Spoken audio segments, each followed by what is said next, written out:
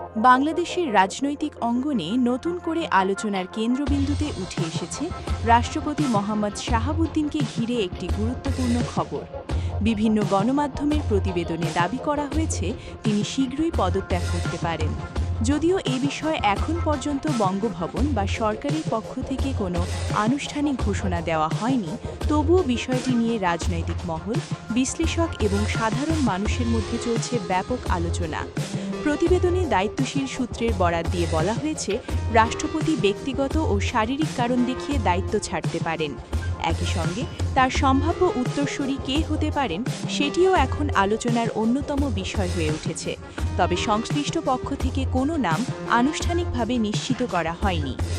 বাংলাদেশের সংবিধান অনুযায়ী রাষ্ট্রপতি যদি পদত্যাগ করতে চান, তাহলে তাকে জাতীয় সংসদের স্পিকারের কাছে লিখিতভাবে পদত্যাগপত্র জমা দিতে হয়। এরপর সংবিধান অনুযায়ী পরবর্তী রাষ্ট্রপতি নির্বাচনের প্রক্রিয়া শুরু হয়। অর্থাৎ পদত্যাগের গুঞ্জন থাকলেও সাংবিধানিক প্রক্রিয়া সম্পন্ন না হওয়া পর্যন্ত কোনো পরিবর্তন কার্যকর হয় না। রাজনৈতিক বিশ্লেষকদের মতে, দেশের বর্তমান রাজনৈতিক বাস্তবতায় রাষ্ট্রপতির পদ নিয়ে যে কোনো আলোচনা স্বাভাবিকভাবেই গুরুত্ব পায়, কারণ রাষ্ট্রপতি রাষ্ট্রের সাংবিধানিক প্রধান।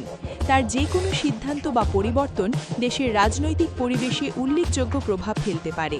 তাই গুঞ্জনের চেয়ে আনুষ্ঠানিক ঘোষণাকেই বেশি গুরুত্ব দেওয়ার পরামর্শ দিচ্ছেন বিশ্লেষকরা। এদিকে সামাজিক যোগাযোগ মাধ্যমেও বিষয়টি নিয়ে চলছে নানা ধরনের আলোচনা।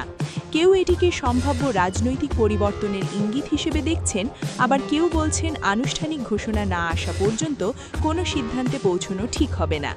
এমন পরিস্থিতিতে গুজব বা অপপ্রচার এড়িয়ে নির্ভরযোগ্য তথ্যের ওপর ভরসা করার আহ্বান জানানো হচ্ছে। এখন সবার নজর বঙ্গভবন এবং রাজনৈতিক অঙ্গনের পরবর্তী পদক্ষেপের দিকে।